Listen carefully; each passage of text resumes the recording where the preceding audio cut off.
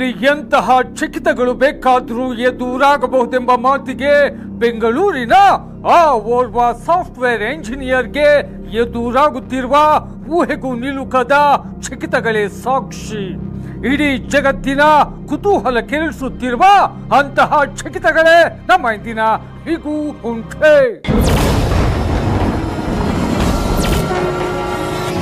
ಎಲ್ಲೆಲ್ಲೂ ಮಳೆ, ಎಲ್ಲೆಲ್ಲೂ ಭೂಕುಸಿತ, ಎಲ್ಲೆಲ್ಲೂ ಸಿಡಿಲು, ಎಲ್ಲೆಲ್ಲೂ ಬರೀ ಪ್ರವಾಹಗಳೇ.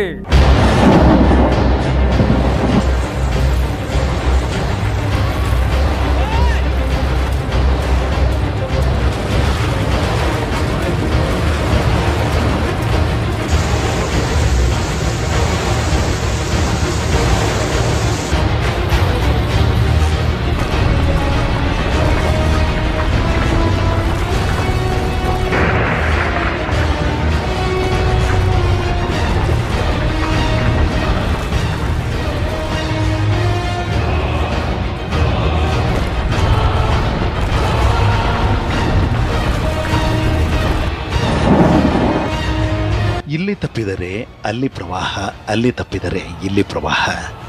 ಮಳೆಯ ಹೊಡೆತದಿಂದ ಬೆಟ್ಟಗಳೇ ಕಳಚಿ ಧರೆಗುರುಳುತ್ತಿವೆ, ಮನುಷ್ಯರನ್ನ ಬಲಿ ಪಡೆಯುತ್ತಿವೆ.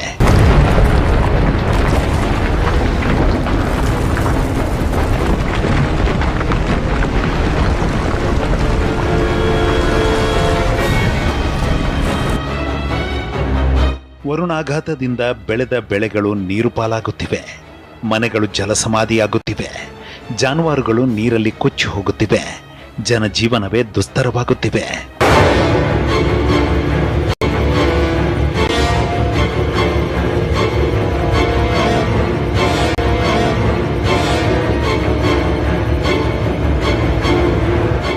ಇನ್ನು ಈ ಬಾರಿ ರಾಜ್ಯದಲ್ಲಿ ಸಿಡಿಲಿನ ಹೊಡೆತವು ಬೇರೆಲ್ಲ ವರ್ಷಗಳಿಗಿಂತ ಹೆಚ್ಚಾಗಿದೆ.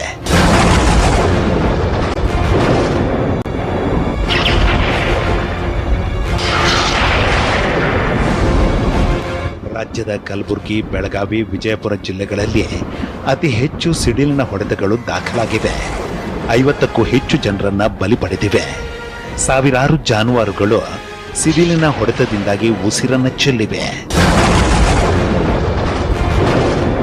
ವರ್ಷದಿಂದ ವರ್ಷಕ್ಕೆ ಗುಡುಗು ಸಿಡಿಲಿನ ಆರ್ಭಟವು ಹೆಚ್ಚುತ್ತಿದೆ. ಮನುಷ್ಯರನ್ನ, ಪ್ರಾಣಿ ಪಕ್ಷಿಗಳನ್ನ ಹೆಚ್ಚಿನ ಸಂಖ್ಯೆಯಲ್ಲಿ ಬಲಿ ಪಡೆಯುತ್ತಿದೆ.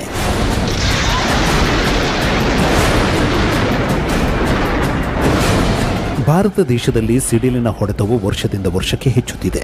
2004ನೇ ಇಸವಿಯಿಂದ ಪ್ರತಿ ವರ್ಷ ಸಿಡಿಲಿನ ಹೊಡೆತದಿಂದ ಸುಮಾರು 2,000 ಜನರು ಸಾವನ್ನಪ್ಪುತ್ತಿದ್ದಾರೆ. ಭಾರತದಲ್ಲಿ 2020 ಏಪ್ರಿಲ್ ತಿಂಗಳಿನಿಂದ 2021 ಜುಲೈ ತಿಂಗಳವರೆಗೆ ಸಿಡಿಲಿನಿಂದ ಸಾವನ್ನಪ್ಪಿದವರ ಸಂಖ್ಯೆ ಇಲ್ಲಿಗಾಗಲೇ ಸರಿಸುಮಾರು 2,000 ತಲುಪಿದೆ.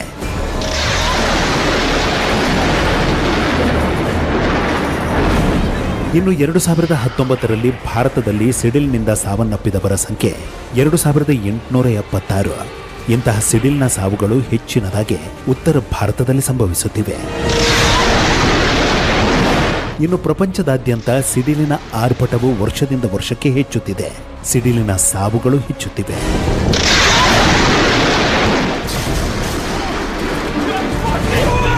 ಕೀನ್ಯಾ ದೇಶದ ಕಿಸ್ಸಿ ಪ್ರದೇಶದಲ್ಲಿ ಪ್ರತಿ ವರ್ಷ ಏನಿಲ್ಲವೆಂದರೂ ಸಿಡಿಲಿನ ಹೊಡೆತದಿಂದ 30 ಜನರು ಸಾವನ್ನಪ್ಪುತ್ತಿದ್ದಾರೆ. ಇನ್ನು ಸಿಡಿಲಿನ ಹೊಡೆತದ ಜಾಗತಿಕ ಸಮೀಕ್ಷೆಯ ಪ್ರಕಾರ ಸಿಡಿಲಿನಿಂದ ಸಾವನ್ನಪ್ಪುವವರ ಸಂಖ್ಯೆ ಭಾರತ ದೇಶದಲ್ಲೇ ಅತಿ ಹೆಚ್ಚಾಗಿದೆ.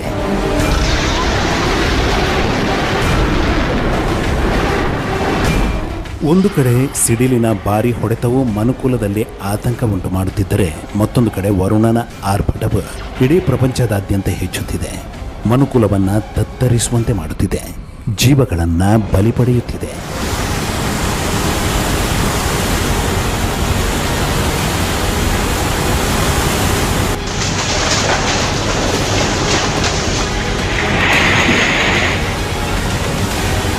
ಇನ್ನು ಚೀನಾ ದೇಶವು ಹಿಂದೆಂದೂ ಕಾಣದಂತಹ ಮಳೆಯ ಆರ್ಭಟವನ್ನು ಕಾಣುತ್ತಿದೆ. ಪ್ರವಾಹಗಳು ಎಲ್ಲವನ್ನೂ ಕೊಚ್ಚಿಕೊಂಡು ಹೋಗುತ್ತಿವೆ.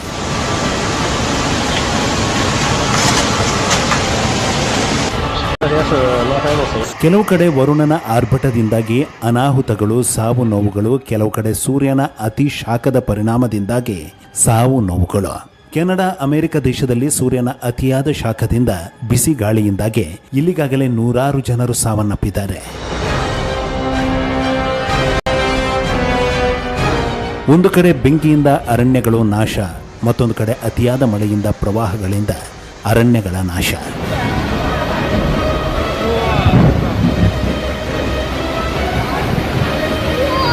ಒಂದು ಕಡೆ ಭೂಕುಸಿತ, ಮತ್ತೊಂದು ಕಡೆ ಭೂಕಂಪನ.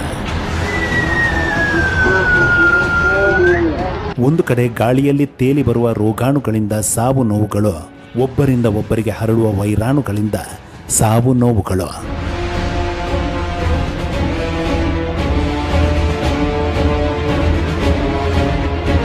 ಒಟ್ಟಾರೆ ಇಡೀ ಜಗತ್ತಿನಲ್ಲಿ ಪ್ರಕೃತಿ ವಿಕೋಪಗಳು ವರ್ಷದಿಂದ ವರ್ಷಕ್ಕೆ ಹೆಚ್ಚುತ್ತಿವೆ, ಅನಾಹುತಗಳನ್ನು ಹೆಚ್ಚಿಸುತ್ತಿವೆ, ಹೊಸ ಹೊಸ ರೋಗಾಣುಗಳು ಹುಟ್ಟುತ್ತಿವೆ, ಮನುಕುಲವನ್ನ ಬಲಿ ಪಡೆಯುತ್ತಿವೆ.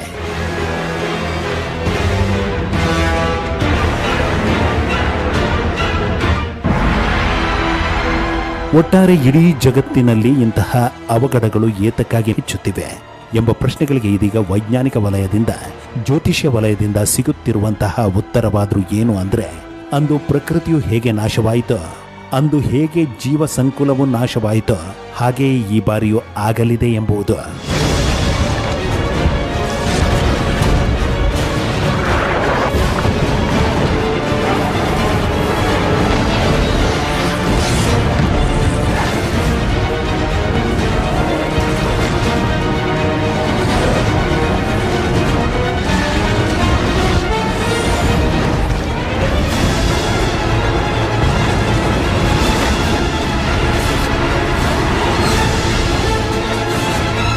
ಅಂದು ಪ್ರಕೃತಿಯ ನಾಶ, ಡೈನೋಸಾರಸ್ ಹಾಗೂ ಇತರೆ ಜೀವ ಸಂಕುಲದ ನಾಶವು ಹೇಗಾಯಿತೆಂಬ ಪ್ರಶ್ನೆಗೆ ವೈಜ್ಞಾನಿಕ ವಲಯದ ಲೆಕ್ಕಾಚಾರಗಳ ಪ್ರಕಾರ ಸಿಗುವಂತಹ ಉತ್ತರವಾದರೂ ಏನು ಅಂದರೆ, ಸಾವಿರಾರು ಕಿಲೋಮೀಟರ್ ವೇಗದಲ್ಲಿ ಆಕಾಶದಿಂದ ಬಂದು ಭೂಮಿಗಪ್ಪಳಿಸಿದ ಕ್ಷುದ್ರ ಗ್ರಹದಿಂದ ಎಂಬುದು.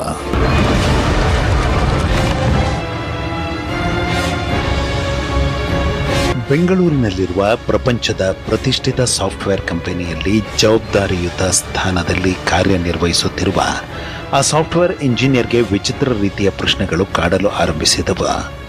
ಅಂತಹ ಪ್ರಶ್ನೆಗಳು ಯಾವಾಗ ಕಾಡಲು ಆರಂಭಿಸಿದವೆಂಬ ಪ್ರಶ್ನೆಗಳಿಗೆ ಉತ್ತರ ಕೊರೋನಾ ಸಮಯದಲ್ಲಿ, ಹಠಾತ್ ಸಾವುಗಳ ಸಮಯದಲ್ಲಿ, ರಾಶಿ ರಾಶಿ ಹೆಣಗಳನ್ನು ಸುಡುವ ಸಮಯದಲ್ಲಿ.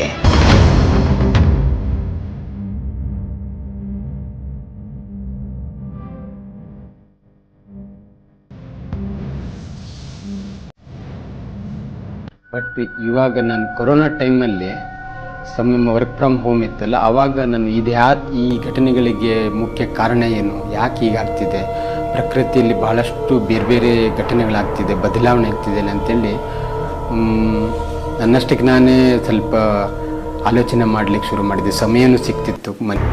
ತಂತ್ರಜ್ಞಾನದ ಉತ್ತುಂಗತೆಯೂ ಸಹ ಕೆಲಸ ಮಾಡೋದಿಲ್ಲ ಅನ್ನೋದು ನನಗೆ ಅರಿವಾದ ಮೇಲೆ ನನ್ನಲ್ಲಿ ನಾನಾ ಪ್ರಶ್ನೆಗಳು ಉದ್ಭವಿಸಿದವು. ಅಂತಹ ಪ್ರಶ್ನೆಗಳು ಪ್ರತಿಕ್ಷಣ ಕಾಡಲು ನಿಂತವು. ಮುಂದೇನು, ಮುಂದೆ ಹೇಗೆಂಬ ಪ್ರಶ್ನೆಗಳನ್ನು ಹಿಡಿದು ನಾನು ಅನ್ವೇಷಣೆಗೆ ಮುಂದಾದಾಗ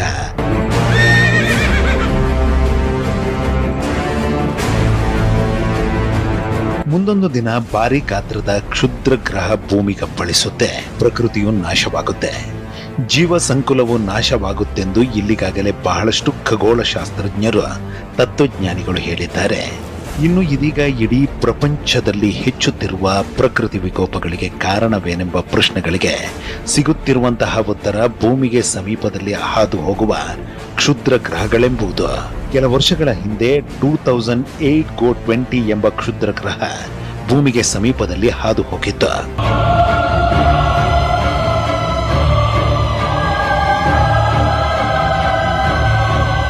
ಆ ಕ್ಷುದ್ರ ಗ್ರಹ ಭೂಮಿಗೆ ಸಮೀಪದಲ್ಲಿ ಹಾದು ಹೋದ ನಂತರ ಪ್ರಕೃತಿ ವಿಕೋಪಗಳು ಹೆಚ್ಚಿದವು. ಇದೀಗ ಅಂದರೆ ಒಂದೆರಡು ದಿನಗಳ ಹಿಂದೆ 2024 MT1 ಎಂಬ ಕ್ಷುದ್ರ ಗ್ರಹವು ಭೂಮಿಗೆ ಸಮೀಪದಲ್ಲಿ ಹಾದು ಹೋಗಿದೆ.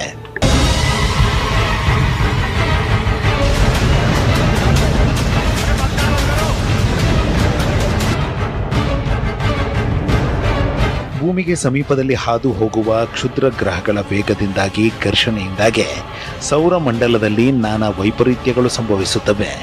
ಅಂತಹ ವೈಪರೀತ್ಯಗಳು ಭೂಗ್ರಹದ ಮೇಲೆ ತೀವ್ರವಾದ ಪರಿಣಾಮ ಬೀರಲಿದೆ. ಪ್ರಕೃತಿ ವಿಕೋಪಗಳು ಸಂಭವಿಸುತ್ತವೆ. ಅಂತಹ ವಿಕೋಪಗಳ ಪರಿಣಾಮವೇ ಭೂಮಿಯ ಮೇಲಿನ ಅನಾವೃಷ್ಟಿ, ಅತಿವೃಷ್ಟಿ. ಇನ್ನು ಇದೀಗ ಭಾರತ ಸೇರಿದಂತೆ ಇಡೀ ವಿಶ್ವದ ಖಗೋಳ ವಿಜ್ಞಾನಿಗಳು ಆ ಒಂದು ಕ್ಷುದ್ರ ಗ್ರಹದ ಮೇಲೆ ಬಹಳಷ್ಟು ನಿಗಾ ವಹಿಸಿದ್ದಾರೆ.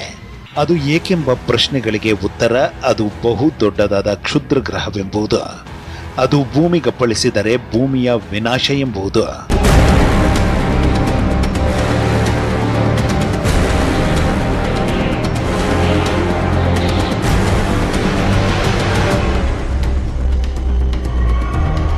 ಇಸ್ರೋ ಮುಖ್ಯಸ್ಥ ಸೋಮನಾಥ್ರ ಪ್ರಕಾರ 2004ರಲ್ಲಿ ಸೌರ ಗ್ರಹದಲ್ಲಿ ಪತ್ತೆ ಮಾಡಲಾಗಿರುವ ಅಪೋಸಿಸ್ ಎಂಬ ಬಹುದೊಡ್ಡ ಕ್ಷುದ್ರ ಗ್ರಹವು 2029ರಲ್ಲಿ ಭೂಮಿಗೆ ಬಹಳಷ್ಟು ಸಮೀಪಕ್ಕೆ ಬರುತ್ತಿದೆ. ಅಕಸ್ಮಾತ್ ಅದೇನಾದರೂ ಭೂಮಿಗಪ್ಪಳಿಸಿದ್ರೆ ಭೂಮಿಯ ವಿನಾಶ ಕಟ್ಟಿಟ್ಟ ಬುತ್ತಿ ಎಂಬುದು.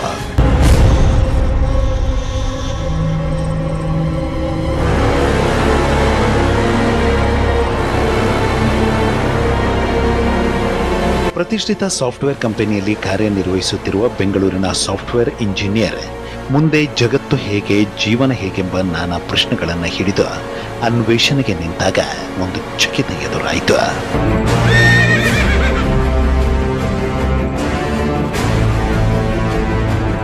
ಕೊರೋನಾ ಸಾವು ನೋವುಗಳನ್ನು ಕಣ್ಣಾರೆ ಕಂಡ ಬೆಂಗಳೂರಿನ ಸಾಫ್ಟ್ವೇರ್ ಇಂಜಿನಿಯರ್ ಅಶೋಕ್ ರವರ ಮುಂದೆ ಜಗತ್ತು ಹೇಗೆಂಬುದರ ಬಗ್ಗೆ ನಾನಾ ಪುಸ್ತಕಗಳನ್ನು ಓದಲು ಆರಂಭಿಸಿದರು.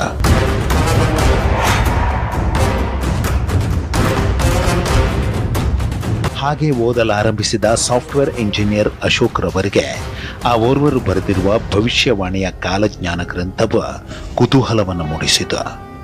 ಅಂತಹ ಕುತೂಹಲಕ್ಕೆ ಕಾರಣ ಏನು ಅಂದರೆ ಅವರು 500 ವರ್ಷಗಳ ಹಿಂದೆ ಬರೆದಿರುವಂತಹ ಭವಿಷ್ಯವಾಣಿಗಳು ಚಾಚು ತಪ್ಪದೆ ನಡೆಯುತ್ತಿರುವುದು, ವೈಜ್ಞಾನಿಕವಾಗಿ ರುಜುವಾತಾಗುತ್ತಿರುವುದು.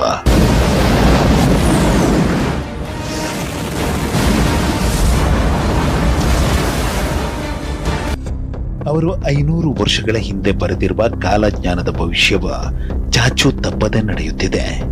ಇಡೀ ಜಗತ್ತಿನ ಕುತೂಹಲವನ್ನ ಕೆರಳಿಸುತ್ತಿರುವ ಆ ಕಾಲಜ್ಞಾನವನ್ನ ರಚಿಸಿದ ಆ ಕಾಲಜ್ಞಾನಿಗಳಾದರೂ ಯಾರು ಅಂದ್ರೆ ಶ್ರೀ ಪೋತಲೂರಿ ವೀರಬ್ರಹ್ಮೇಂದ್ರ ಸ್ವಾಮಿಗಳು.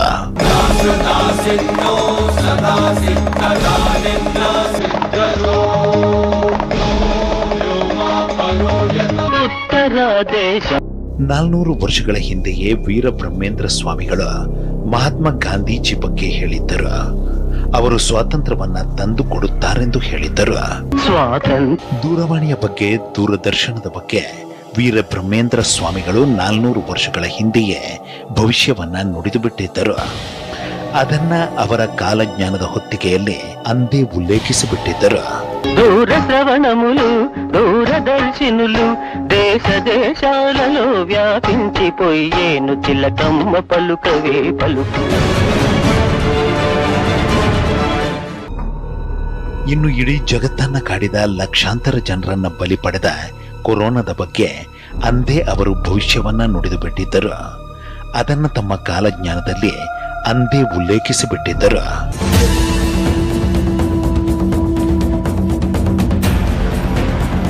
ಆ ಕಾಲಜ್ಞಾನದ ಪುಸ್ತಕದ 144ನೇ ವಚನದಲ್ಲಿ ಬಹಳ ಸ್ಪಷ್ಟವಾಗಿ ಹೇಳಿದ್ದಾರೆ. ಕೋರಂಕಿ ಅಂತ ಕಾಲಜ್ಞಾನದಲ್ಲಿ ಕರೆದಿದ್ದಾರೆ, ಇವತ್ತು ಅದನ್ನ ಕೊರೋನಾ ಅಂತ ಈಗ ಕರೀತಾ ಇದ್ದಾರೆ. ಕೋರಂಕಿ ಅನ್ನೋ ಜಬ್ಬು ಅಂದ್ರೆ ಕೋರಂಕಿ ಅಂತಕ್ಕಂಥ ವೈರಸ್ಸು ಅಥವಾ ಕಾಯಿಲೆ ಕೋಟಿ ಮಂದಿಗೆ ತಗಿಲಿ, ಕೋಟಿ ಜನಗಳಿಗೆ ಅದು ಟಚ್ ಆಗಿ ಕೋಡಿಲಾಗ ತೂಗಿ ಸಚ್ಚೀರಯ್ಯ, ಕೋಳಿ ತೂಗದಂಗ್ ತೂಗಿ ಸಾಯ್ತಾರೆ ಅಂತ ಹೇಳಿದ್ದಾರೆ. ಕಾಲಜ್ಞಾನದ ಹೊತ್ತಿಗೆಗಳ ಪ್ರಕಾರ ಕಲಿಯುಗದ ಅಂತ್ಯದ ವೇಳೆಗೆ ಒಂದು ವಿಚಿತ್ರ ಸೂಚನೆಯು ಅಂತ್ಯವನ್ನ ಸ್ಪಷ್ಟವಾಗಿ ಸೂಚಿಸುತ್ತಂತೆ. ಆ ಸೂಚನೆಯಾದ್ರೂ ಏನು ಅಂದ್ರೆ ಕಾಡು ಪ್ರಾಣಿಗಳು ಹೆಚ್ಚಾಗುವುದು, ಕಾಡಿನಿಂದ ನಾಡಿಗೆ ನುಗ್ಗುವುದು, ಆತಂಕವನ್ನ ಸೃಷ್ಟಿ ಮಾಡುವುದು.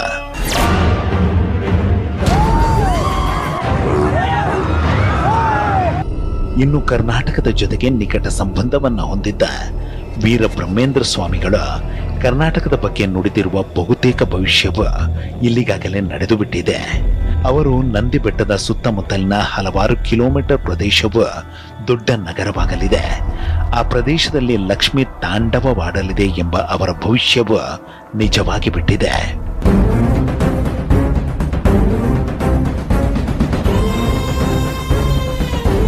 ನಂದಿ ಬೆಟ್ಟದ ಸುತ್ತಮುತ್ತಲಿನ ಪ್ರದೇಶಗಳಲ್ಲಿ ದೊಡ್ಡ ದೊಡ್ಡ ವಿಲ್ಲಾ ಪ್ರಾಜೆಕ್ಟ್ಗಳು, ಖಾಲಿ ನಿವೇಶನಗಳ ಪ್ರಾಜೆಕ್ಟ್ಗಳು, ದೇವನಹಳ್ಳಿಯಲ್ಲಿರುವ ಏರ್ಪೋರ್ಟ್ ವೀರಬ್ರಹ್ಮೇಂದ್ರ ಸ್ವಾಮಿಗಳ ನಿಖರ ಭವಿಷ್ಯಕ್ಕೆ ಸಾಕ್ಷಿಯಾಗಿ ನಮ್ಮ ಕಣ್ಣ ಮುಂದೆ ನಿಂತಿವೆ. ಇದ್ದಕ್ಕಿದ್ದ ಹಾಗೆ ಎಲ್ಲೋ ರಾಮನಗರದಲ್ಲೋ ಹಾಸನದಲ್ಲೋ ಆಗಬೇಕಾಗಿದ್ದಂಥ ಏರ್ಪೋರ್ಟು ದೇವನಹಳ್ಳಿಲೇ ಆಯಿತು. ನಂದಿ ಕ್ಷೇತ್ರಮ್ಮನ ಲಕ್ಷ್ಮಿ ತಾಂಡವಿಂಚೇನು. ಎಲ್ಲೂ ಕುಣಿದೇರ ದುಡ್ಡು, ಎಲ್ಲೂ ಕುಣಿದೇರ ಲಕ್ಷ್ಮಿ, ಯಾವ ಜಮೀನಿಗೂ ಏರದೇರ ಬೆಲೆ ದೇವನಹಳ್ಳಿ ಸುತ್ತಮುತ್ತಗಳ ತಾಲೂಕುಗಳಿಗೆ ಹೆಚ್ಚು ಬಿಡ್ತು. ಒಂದೊಂದು ಎಕರೆ ಇದೆ 5-6 ಕೋಟಿ. ಕರ್ನಾಟಕಕ್ಕೆ ಸಂಬಂಧಪಟ್ಟಂತೆ ಕಾಲಜ್ಞಾನದಲ್ಲಿ ಉಲ್ಲೇಖವಾಗಿರುವ ಪ್ರಕಾರ ಕಾವೇರಿ ನದಿಗೆ ಸಂಬಂಧಿಸಿದಂತೆ ಬಹಳಷ್ಟು ಅಪಾಯವು ಕಾದಿದೆ. ಅಂತಹ ಅಪಾಯದಿಂದ ಕೆಲ ನಗರಗಳು ಹೊರಟು ಹೋಗುತ್ತವೆಂಬುದು.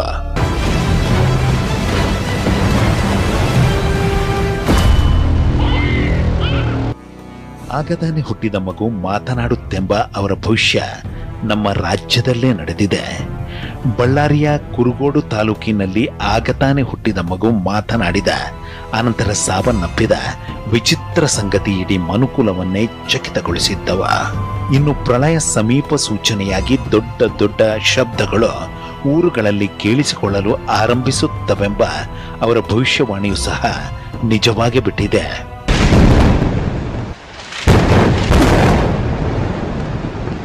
ಅವರು ಹೇಳಿದ ಕೆಲವೊಂದು ಘಟನೆಗಳು ನಾನು ಟ್ಯಾಲಿ ಪೇಪರಲ್ಲಿ ಬಂದಿರೋದು ಅಥವಾ ನ್ಯೂಸಲ್ಲಿ ಬಂದಿರೋದನ್ನು ನ್ಯೂಸ್ ಮಾಧ್ಯಮದಲ್ಲಿ ನೋಡ್ತಾ ಇದ್ದೆ. ಅವಾಗ ಭಾಳಷ್ಟು ಘಟನೆಗಳು ತುಂಬ ಟ್ಯಾಲಿ ಆಗ್ತಿತ್ತು, ಘಟನೆಗಳಾಗಿದ್ವು, ಮುಂದೆ ಕೆಲವೊಂದು ನಡೀತಾ ಇತ್ತು. ಇನ್ನು ಇದೇ ಥರ ಆಗ್ಬೋದು ಅನ್ನೋದು ಒಂದು ಬಲವಾದ ನಂಬಿಕೆ ಶುರು ಆಯಿತು. ವೀರಬ್ರಹ್ಮೇಂದ್ರ ಸ್ವಾಮಿಗಳು ನುಡಿದಿರುವ ಒಂದೊಂದು ಭವಿಷ್ಯವೂ ಸಹ ನಿಜವಾಗುತ್ತಿದೆ ಎಂಬುದನ್ನ ದೃಢೀಕರಿಸಿಕೊಂಡ ಸಾಫ್ಟ್ವೇರ್ ಇಂಜಿನಿಯರ್ ಅಶೋಕ್ ರವರು ವೀರಬ್ರಹ್ಮೇಂದ್ರ ಸ್ವಾಮಿಗಳ ಆ ಒಂದು ಸೂಚನೆಯನ್ನ ಕಟ್ಟುನಿಟ್ಟಾಗಿ ಪಾಲಿಸಲು ತೊಡಗಿದ ನಂತರ ಒಂದು ಅಚ್ಚರಿ ಎದುರಾಗಿದೆ ಅಂತೆ. ಹಾಗೆ ಎದುರಾಗಿರುವ ಅಚ್ಚರಿಯೇ ವಿಷ್ಣುವಿನ 10ನೇ ಅವತಾರವಾದ ಕಲ್ಕಿಯ ಜನನವು ಭೂಮಿಯ ಮೇಲಾಗಿದೆ ಎಂಬುದು ತಿಳಿದದ್ದು. ಅವರನ್ನ ಖುದ್ದಾಗಿ ನೋಡಿಕೊಂಡು ಬಂದಿರುವುದು.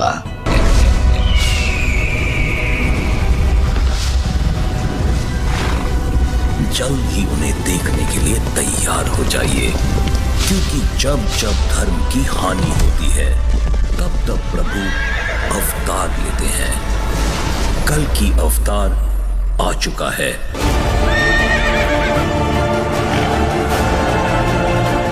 ಕಲ್ಕಿಯ ಅವತಾರ ಭೂಮಿಯ ಮೇಲೆ ಆಗಿದೆಯಾ? ಸಾಫ್ಟ್ವೇರ್ ಎಂಜಿನಿಯರ್ ಅಶೋಕ್ ರವರು ಖುದ್ದಾಗಿ ಅವರನ್ನ ಭೇಟಿ ಮಾಡಿದ್ದು ಹೇಗೆ ತಿಳಿಯೋಣ ಒಂದು ಸಣ್ಣ ಬ್ರೇಕ್ ನಂತರ. ಭೂಮಿಯ ಮೇಲೆ ಕಲ್ಕಿಯ ಜನನ ಆಗಿದೆಯಾ? ಸಂಶೋಧನೆಗೆ ನಿಂತ ಸಾಫ್ಟ್ವೇರ್ ಎಂಜಿನಿಯರ್ ಅಶೋಕ್ಗೆ ಎದುರಾದ ಚಕಿತವೇನು?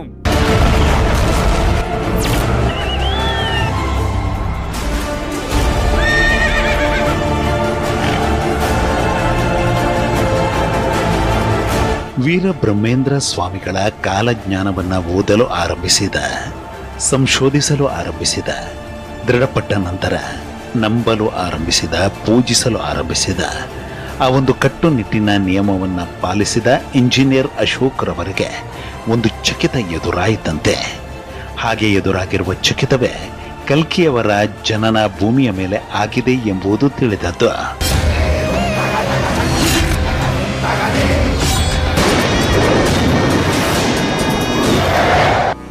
ಕಲ್ಕಿಯ ಜನನದ ಬಗ್ಗೆ ಅಂತಹ ಚಕಿತಕಾರಿ ಸಂಗತಿ ತಿಳಿದ ನಂತರ ಬಹಳಷ್ಟು ಕುತೂಹಲದೊಂದಿಗೆ ಮಗದಷ್ಟು ಸಂಶೋಧನೆಗೆ ಇಳಿದ ಇಂಜಿನಿಯರ್ ಅಶೋಕ್ ರವರಿಗೆ ಮತ್ತಲವು ಚಕಿತಕಾರಿ ಮಾಹಿತಿಯು ಸಿಕ್ಕಿದವಂತೆ. ಹಾಗೆ ಕಲ್ಕಿಯ ಬಗ್ಗೆ ಸಿಕ್ಕಿದ ಮಾಹಿತಿಯೇ ಆ ತಾಯಿಯ ಹೊಟ್ಟೆಯಲ್ಲಿ ಆ ಮಗುವು ಬೀಜಾಂಕುರವಾದ ಕೆಲವೇ ದಿನಗಳಲ್ಲಿ ಜಗತ್ತಿನಲ್ಲಿ ಶುದ್ಧಿ ಕಾರ್ಯ ಆರಂಭವಾಗಿದ್ದು, ಸುನಾಮಿಯು ಅಪ್ಪಳಿಸಿದ್ದು. ಭೂಮಿಯ ಮೇಲಿನ ದುಷ್ಟತೆಯನ್ನ ದಾಷ್ಟತೆಯನ್ನ ದೂರಾಗಿಸಿ, ಮೋಸ ದಗ ವಂಚನೆಯನ್ನ ದೂರಾಗಿಸಿ ಸತ್ಯಯುಗಕ್ಕೆ ನಾಂದಿ ಹಾಡಲು ಕಲ್ಕಿಯು ಭಾರತ ದೇಶದ ಆ ಒಂದು ತಾಣದಲ್ಲಿ ಜನ್ಮ ಪಡೆದಿದ್ದಾರಂತೆ.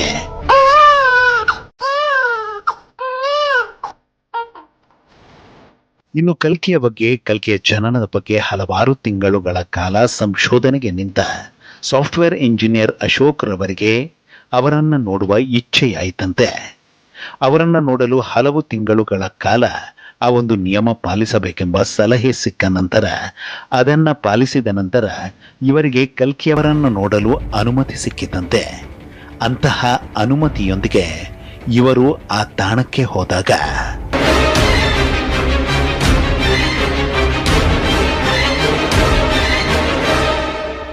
ಕಲ್ಕಿ ಅವರನ್ನ ಭೇಟಿಯಾಗಲು ಆ ಒಂದು ತಾಣಕ್ಕೆ ಹೋದಾಗ ಸಾಫ್ಟ್ವೇರ್ ಎಂಜಿನಿಯರ್ ಅಶೋಕ್ ರವರಿಗೆ ಎದುರಾದಂತಹ ಚಕಿತವೇನು ಅಂತ ತಿಳಿಯೋಣ ಮುಂದಿನ ಭಾನುವಾರ ರಾತ್ರಿ 10:30ಕ್ಕೆ. ಇಂತಹ ಹಲವು ಸಂಗತಿಗಳ ನಡುವೆ ನಮ್ಮನ್ನು ಕಾಡುವಂತಹ ಕಟ್ಟ ಕಡೆಯ ಪ್ರಶ್ನೆ ಹೀಗೂ ಉಂಟೆ.